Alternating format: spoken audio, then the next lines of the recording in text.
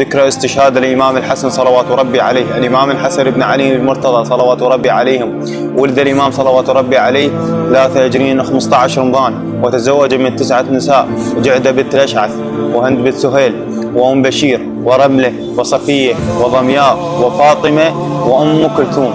وأولاده عليه السلام: الحسن المثنى، والقاسم، والحسين بن الحسن، وعبد الله، وأبا بكر صلوات ربي عليه. وتم قتل الإمام صلوات ربي عليه بأمر من يزيد بن معاوية على يد زوجته جعدة بنت الأشعث لعنة الله عليهم، وتم قتله على طريقة السم حتى مضغ السم أمعائه وأحشائه وفارق الحياة صلوات ربي عليه. واستشهد الإمام صلوات ربي عليه 7/0/50 هجري.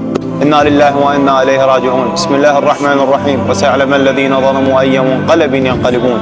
نسأل الله لكم صالح العزاء، وإنا لله وإنا إليه راجعون.